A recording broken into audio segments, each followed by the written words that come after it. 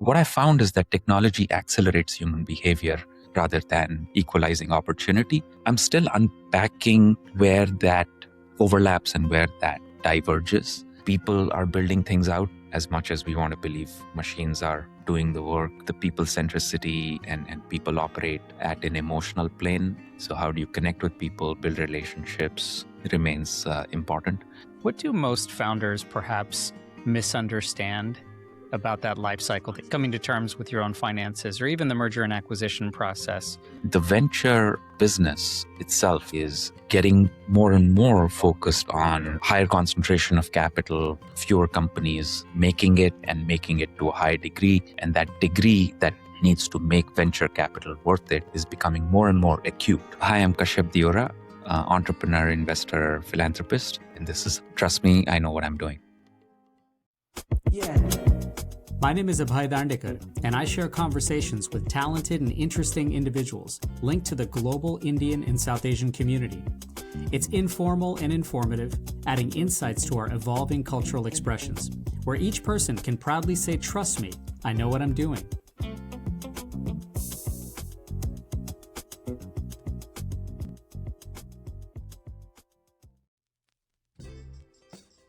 Hey, thanks everyone for listening and watching, sharing with your family and friends, and don't forget to subscribe. Trust Me, I Know What I'm Doing is brought to you by TRAVELOPOD for destinations like Africa, Japan, Antarctica, India, and the Northern Lights regions. Start your journey with TRAVELOPOD. Visit vacation.travelopod.com. Welcome everyone to this episode of Trust Me, I Know What I'm Doing. You know, one thing I know about myself, and I bet it's a common thread with others, is that I love to build things and I equally love to destroy things. Of course, with the intent of building again and finding a fresh way to solve new problems. And sometimes that may come at the expense of enjoying how to maintain things, but maybe there's actually a sweet spot where maintaining the consistent hum of creating and refreshing or even reimagining projects over time can be scaled and shared and even evangelized. Maybe there is some maintenance hum there and a sweet spot to be enjoyed by all of us. And I think that's where I find myself fascinated to share a conversation with someone who's no stranger to this cycle, especially in serial entrepreneurship as an investor, an author, and a tech veteran. And that's Kashyap Deorah. Kashyap's career has bridged many eras, especially from the dot-com era to the tech venture superbloom, as he went from IIT Bombay to building and exiting 3 different tech ventures and writing the insightful best-selling book, The Golden Tap, which was a candid front row seat capture of the many twists and turns of the Indian tech ecosystem. He's now the founder and CEO of HyperTrack, which is a global platform for last mile logistics and location intelligence for a wide suite of business applications. He's a startup mentor and serial investor and a fellow East Bay guy. I'm so pleased to welcome him for a chat. Kashyap, thank you so much for joining me on Trust Me, I Know What I'm Doing. Thanks so much for having me, Abhay. And I'm not sure if I know what I'm doing, but very happy to be here. That's great. We'll try and walk our way through that trust part particularly. You know, it's sometimes easy to pinpoint the origin story of a serial tech journey. But I'm wondering if you remember when you first fell in love with being a tech entrepreneur. I very much do. I was in engineering college back in Mumbai, the city where I grew up. I used to live on campus, and I found myself as an adult in that experience and felt that autonomy and independence living away from my parents, for the first time. And This was between the years 96 to 2000. Those were my 4 years. And I was just trying a whole bunch of things with this newfound independence. I was doing sport, I was acting, I was organizing events.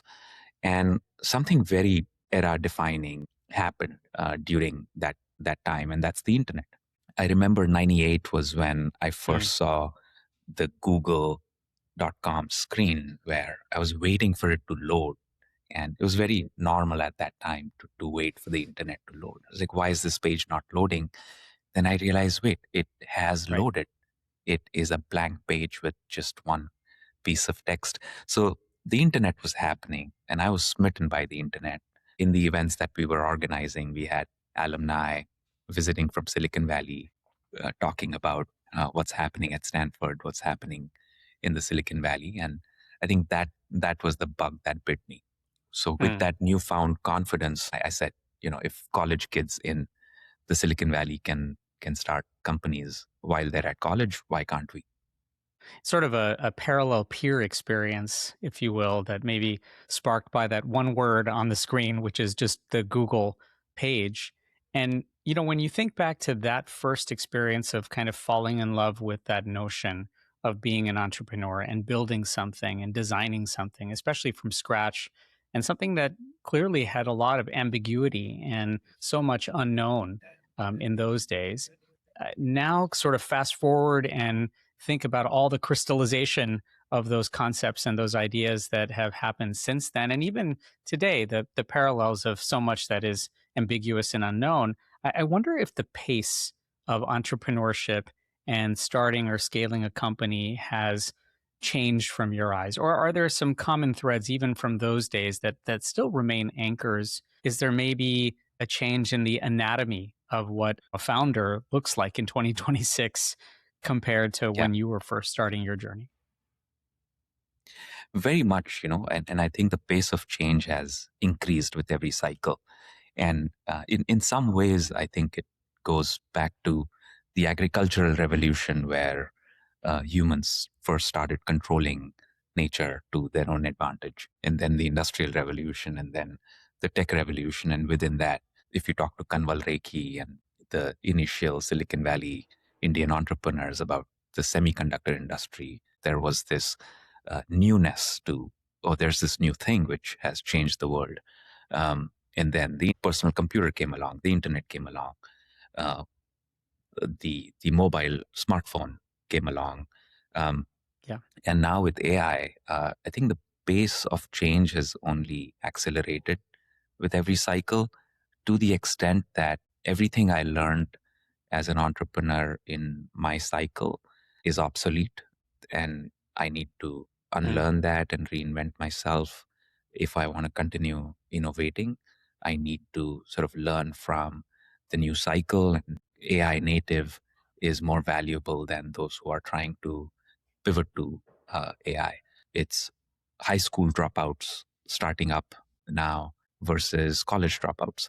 It's Right. 0 to 100 million in in 18 months rather than 0 to 1 million in 18 months, right? So in Yeah. every possible dimension, the pace of change has only accelerated. It's become, for that reason, that much harder to predict the future. The uncertainty has increased. Do you think even as the pace has changed, as the uncertainty has increased, as the sort of magnitude and even amplitude of how fast you have to go, especially in the beginning, has changed? And yet, are there some common anchors that have really not changed? Are there still some elements of that blueprint to a startup, or at least the mindset of a founder, that still has not really has been quite consistent, even from comparing your early days to now? For sure, yeah. I think, yeah, some of the laws of physics remain the same. Always Right. trying to find what has stayed the same and what has changed has become an interesting journey. There are times where I've embraced things as, oh, this is not going to change, but and I find out the hard way through hard knocks that it has Mm, actually changed. That law of physics doesn't apply anymore.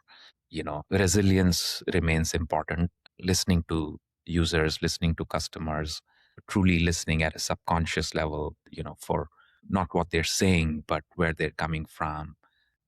People are building things out as much as we want to believe machines are doing the work. It's the people centricity, and people operate at an emotional plane, even when they don't know it. So, how do you connect with people, build yeah. relationships, remains important. So, yes, there are a bunch of things that do remain in the core OS, if you will. Yeah, I love that. I do love the idea that human relationship building and empathy and really deep listening are still anchors in that core operating system, as you mentioned. I really enjoy thinking about and, in many ways, sort of imagining the concept. And now, of course, you've actualized it with HyperTrack to automate and authenticate the gig work environment and the logistics of operating in the field. How do these location and digital field automation tools fit with how you believe the real world workforce and the supply chains that fuel that workforce are changing so rapidly in the global economy? Not just, of course, where we are in California or the States, but because everything is so interconnected. How does HyperTrack perhaps, how do you have a lens on how that workforce is evolving, and where does HyperTrack fit into that evolution? No, absolutely. So, the pace of change is increasing across the board, and the workforce is not an exception to that. What workers want around the world is more flexibility to make more money on their own terms, in their own time. Gone are the days of I'm working the same job for years at a time. I'm working from 9 to 5, going to an office. In every possible work, people are seeking flexibility. And similarly, the employers are finding it hard to predict the future. So for them to lean entirely on a full-time employed workforce to get everything done in their business, has changed. And we saw uh, the whole location-powered commerce happen through ride sharing, and then it came to food delivery and grocery delivery and so forth. So we can feel that convergence of technology with our offline world. So I predicted that that would happen in the larger workforce scenario as well. And what we've seen is exactly that. Over the past decade of building HyperTrack, what I've seen is in various shapes or forms in every industry, there are these businesses that are creating these networks of people looking, companies, employers looking for workers in a per shift, per contract, per task sort of way. And when you see that world, you need certain technologies that validate, time and attendance, or that ensure that people who are supposed to show up at a certain customer site are actually showing up. They are on the way. They are making it there on time. They are spending the right amount of time there. Gone are the days of sort of having a biometric check in and clock in with these punch cards and timesheets. They do still exist, but it's really hard to use that to get everything done. So what HyperTrack really solves is, in that world of high change, how do you maintain predictability and reliability? How do you make sure that workers get paid for the right time on the same day? How do you make sure that your customers are billed for what was actually delivered? How do you do all of that in a way that automates the sort of madness of all this happening out there in the real world at scale?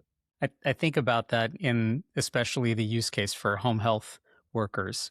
And Yeah. when there are so many, so that's such a huge need for this in the population, how can you guarantee all of those things you mentioned in a very frictionless way? And on top of that, guarantee excellence at the bedside. It's a very human task. And yet, if you want to increase the workforce to be able to do this at scale, I think tools like this are needed. Is the developer first model and the developer experience still crucial for building a 2.0 version of this, or a globally scalable company that does something similar in 2026 and beyond? Yeah, we started HyperTrack as a developer first model, and we realized over the years that you need to be a far more horizontal business to succeed with the developer first model only. So if you look at Stripe or Twilio, the number of developers building applications for communication or for payments is far wider and in 1 or 2 orders of magnitude more than the number of developers building on-demand commerce, on-demand economy apps. So we realized at some point in our journey that the developer-first model will only go so far. And to build a real business and a scaled business, we need to go top down and pick a vertical. And in that journey, we actually picked last mile logistics, delivery as our first vertical. And we timed that very poorly because last mile delivery in 2022 and 23 was going through a bubble burst, post COVID reopening. And then we pivoted to field service and staffing. And that's where we found product market fit finally, and it took us several years actually to get to that product market fit. And we're very much a top-down, mid-market and enterprise focused company selling to staffing firms that need to automate their middle of office time and attendance validation. Hi friends, you may have visited Italy and seen all the highlights, but exploring Europe or Asia for a more immersive vacation is where the details truly matter. That's why so many trust TRAVELOPOD for personalized custom experiences. From small group travel to complex planning for any destination, the pros at TRAVELOPOD can help make your trip seamless, affordable, and unforgettable. With thousands of 5-star ratings and stress-free booking and support, TRAVELOPOD is your trusted partner for unforgettable experiences around the world. Visit vacation.travelopod.com. Hi friends, this episode of Trust Me, I Know What I'm Doing is brought to you by Lotus Lane Coffee, a South Asian woman-owned coffee brand that's roasted in Columbus, Ohio. Every small batch bag begins on farms across India and ends in your cup with depth, intention, and story. Lotus Lane Coffee, rooted in India, roasted in Columbus. Discover the beans, the mission, and the journey at lotuslanecoffee.com. In that thinking, where there are several different models of building here, in the experiences that you outline, and since you wrote Golden Tap to share your thoughts on not only just the journey of startup, but of course the capital that starts that, or the venture story, at least, especially in the Indian tech ecosystem. When you think about companies similar to HyperTrack or the companies that you founded and exited in this kind of triangle of India, China, and Silicon Valley, when you think of that tech ecosystem triangle, has the shape of that triangle, because that triangle is changing so much every day, does it make it harder to kind of understand it in a sustainable way? The world has become much smaller and keeps getting smaller. The speed at which information is available from anywhere in the world to anywhere else in the world is just much faster.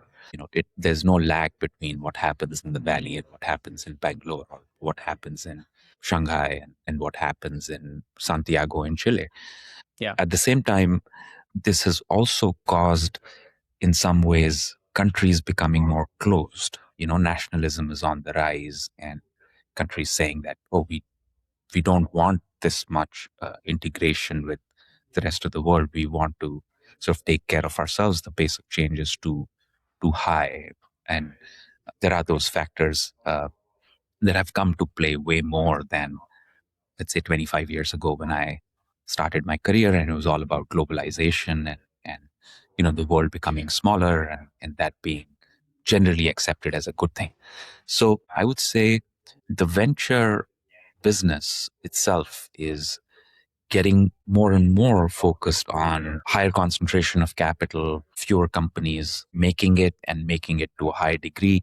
And that degree that needs to make venture capital worth it is becoming more and more acute. You need to be 0 to 1 billion within a few years, in valuation for the VCs and the PEs to make money and to be viable. And that means the survival rate is that much lower, and lesser companies will qualify for that venture treadmill. So it leaves a number of companies that are viable, are profitable, and yet not venture fundable. To give you an example that is close to home, HyperTrack actually started being very focused that we're going to be a venture sort of growth company. We started with an angel raise, followed by a VC, cross-border VC raise, followed by one more PE kind of capital infusion.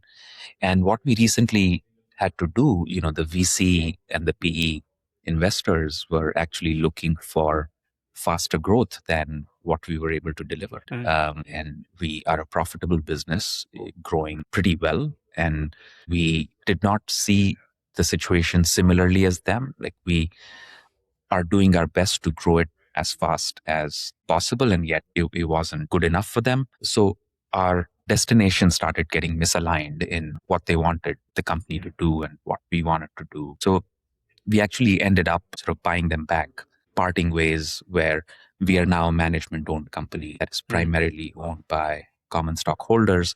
We still have the early angels who are supporting our growth. And we're very clear that we're probably not going to be venture fundable company as we move forward.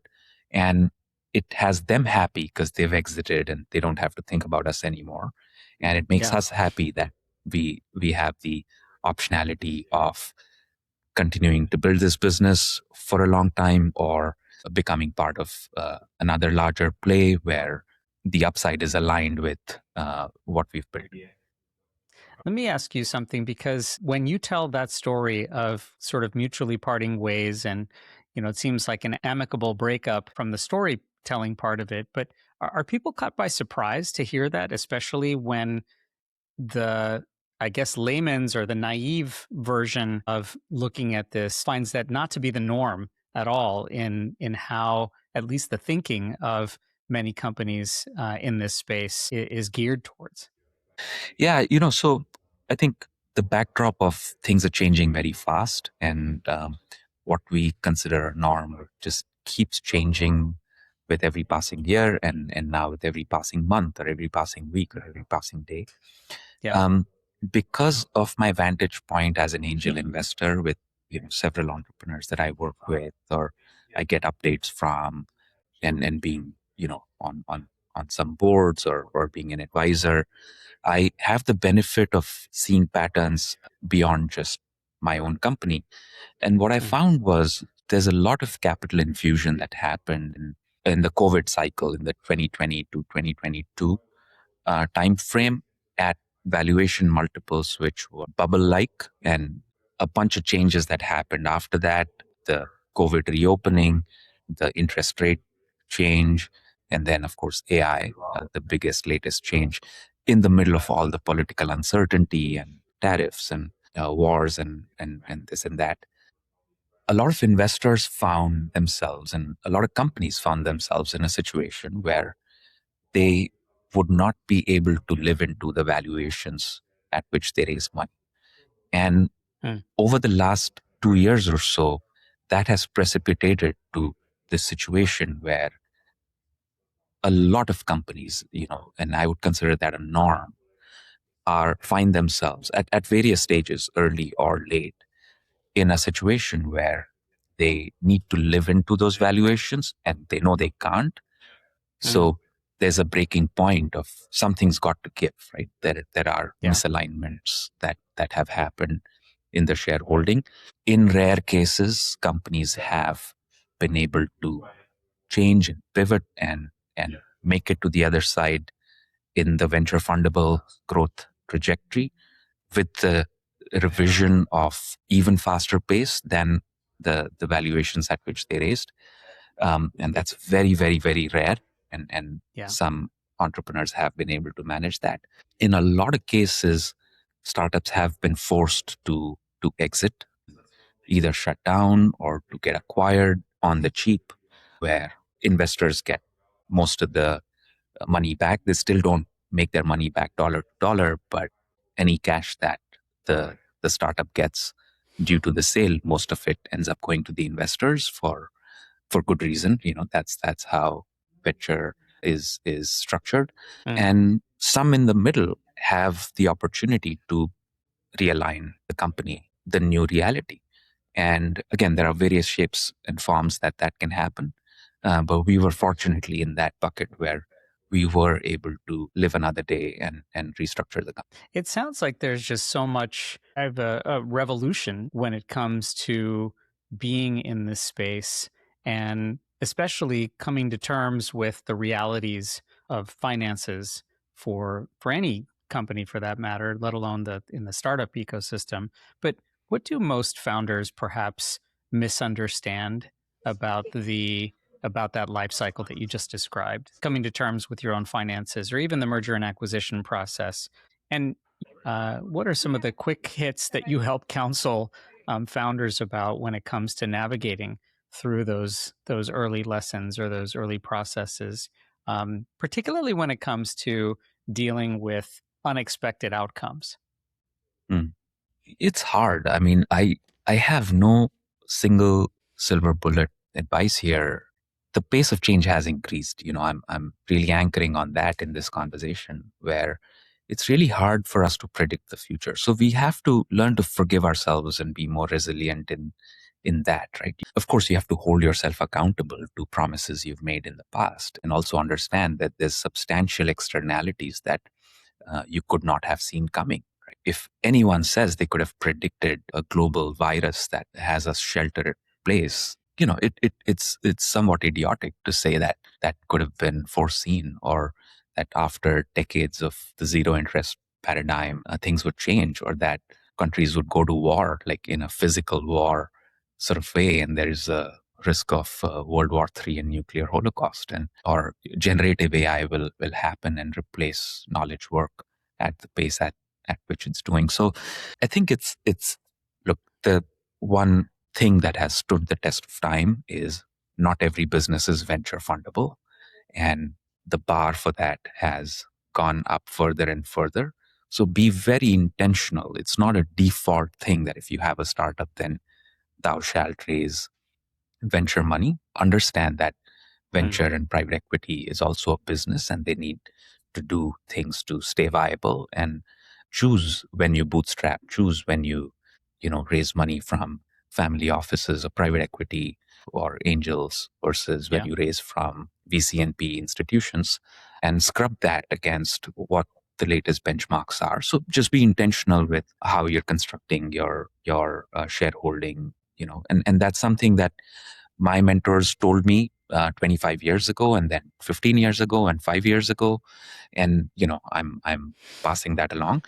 And the other side of it also is, when change happens, resist the temptation to assume that things will go back to normal, or that the plan you had or the promises you made before that big change happened is something that you need to fulfill. That will lead to more suffering for the team, for your customers, for your investors, for basically all stakeholders and shareholders. You need to know when it is time to change and manage that change proactively. Right? As a leader, it becomes your job to give bad news, no matter how much people hate hearing it.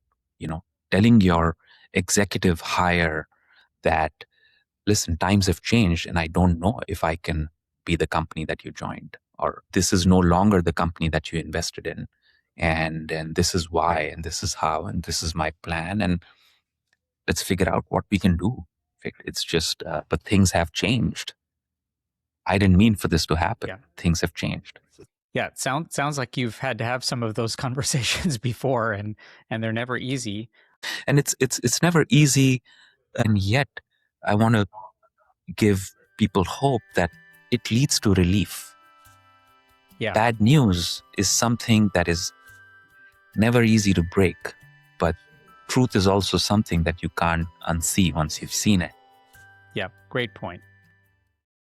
Hi, I'm Abhay Dandekar, and if you have an animal in your life that you love, then I want to introduce you to the Timberdog Ruffrest, the only dog bed you'll ever need.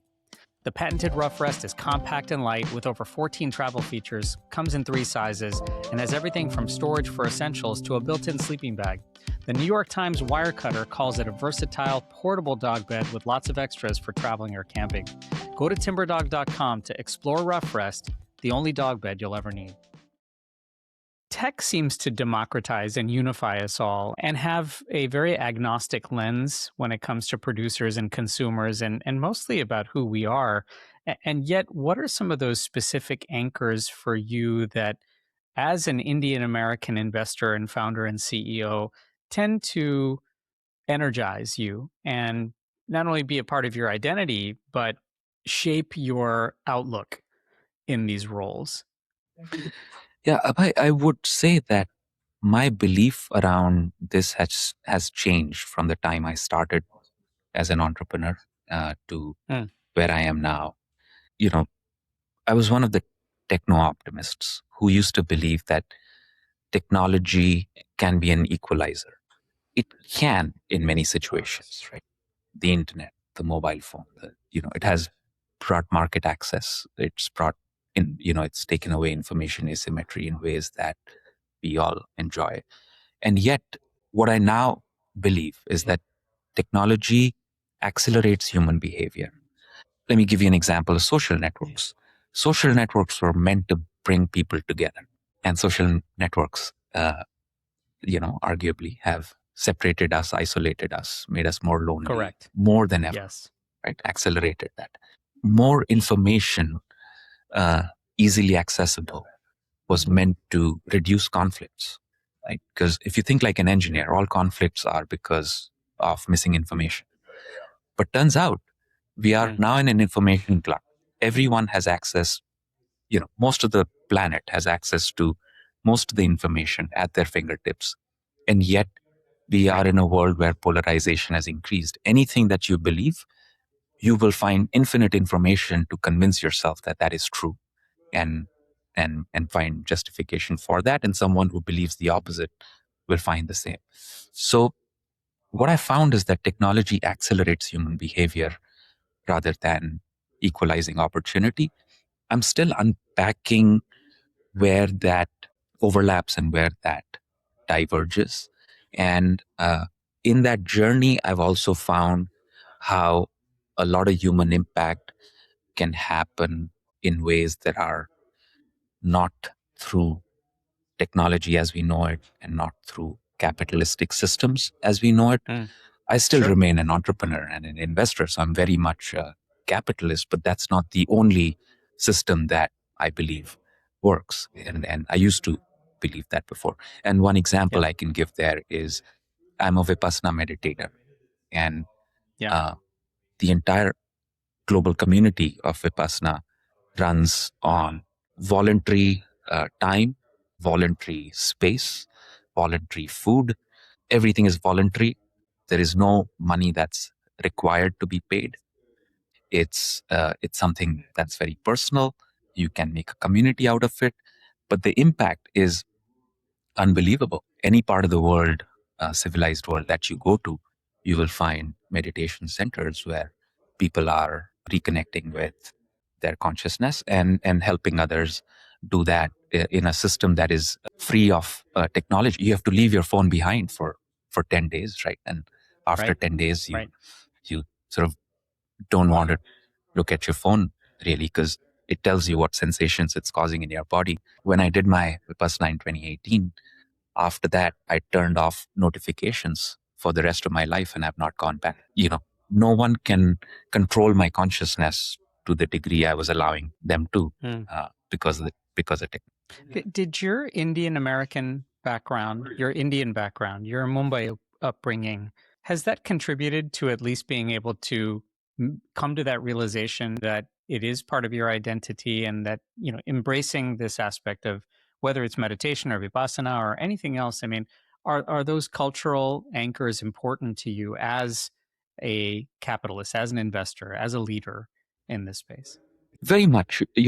I really love Devdutt Patnaik's work. I used to work with him at Future Group along with Kishore Biani and Sanjay Jog, and I learned a lot from them. And one of the things Devdutt said, he said in his TED talk as well, and I got to internalize it, is that we all have subjective realities, and the way we look at the world is through the stories that we've grown up with. And the stories I've grown up with help me see the world differently from my friend who's grown up in the US or grown up in a household that had a different religion that I grew up in.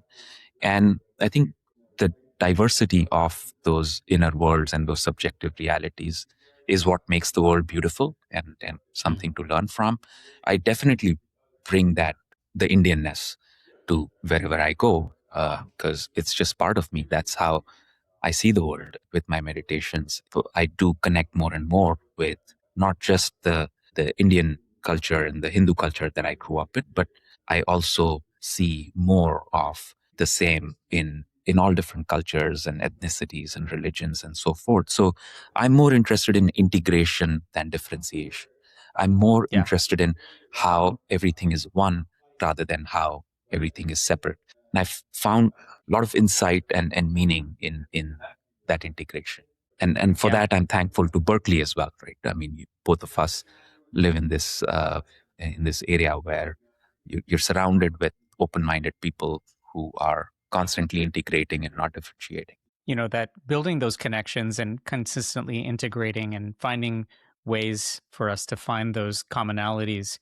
What accelerators, or for that matter, friction points, need to be prioritized when examining your space in the tech world of strengthening those US India tech corridor relationships?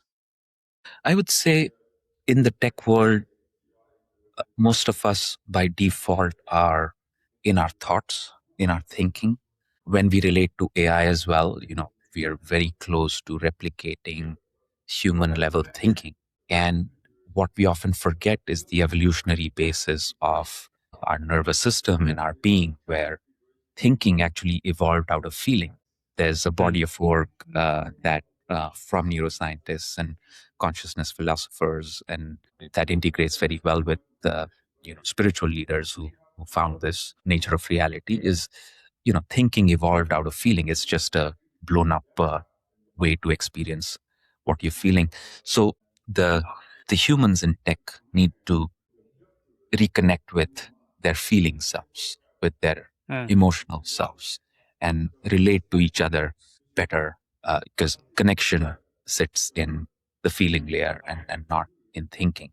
Right? You can argue your way to agreement all you want, but true resolution happens when you have empathy and you can feel what the other person is feeling. That's when they really feel seen and heard and so forth. So there's some really good work in this area happening across the board. Leaders in tech is one body of work I was exposed to, and I got a lot from it, which literally brings the leaders in tech, entrepreneurs and VCs into these T groups and helps them connect more with their feeling level. And I think it's a very effective way to lead and to build technologies for the future. Yeah, and definitely not just the U.S. India tech corridor, but for that matter, any tech relationship can benefit quite a bit from those human emotions and those human feelings to at least be the foundational aspects of building and strengthening those ties. I have two other thoughts. One is, how has parenting made you a better leader in the tech space? Mm. I think seeing the world through my kids' eyes, they have no baggage. They are by default getting into this new world order. They have no cycles going into uh, connecting the past baggage with what's happening now. And the privilege of having that right in your home at all times is a huge privilege, right? Where you can just tap into how are they seeing the world? How are they connecting with this, that, or the other? And that freshness is what's really revealing. It teaches me things which would otherwise take me a long time to learn. So I try to just be curious about how they're seeing the world and see the world through their eyes. And they also appreciate a parent who's not telling them what to do, but instead trying to understand what they're doing and why they're doing it. And then finally, as someone who sees the world with a freshness of being a parent and understanding your own group and the people you lead, but then also having had a front row seat for so many years to the tech space, the entrepreneurial space, the investor space, what makes you optimistic these days about not only just the world at large, but particularly the tech environment? As again, we started with, the pace of change is so dramatic, and yet the concepts of meditation and human emotion and how we derive our feelings, though those operating systems haven't changed so much. So what makes you optimistic these days as a tech entrepreneur? This is a tough question for me to answer, because, I'm generally, my image of myself is optimistic, looking at the bright side, not being cynical, and so forth.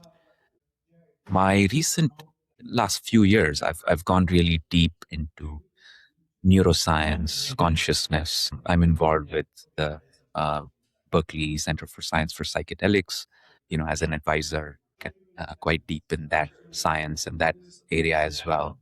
And integrating my understanding of consciousness and nature of reality with the new world order where AI is sort of obsoleting humans as far as knowledge work is concerned, and starting with that, but definitely not ending with that. There are a lot of things that worry me more than make me optimistic about technology.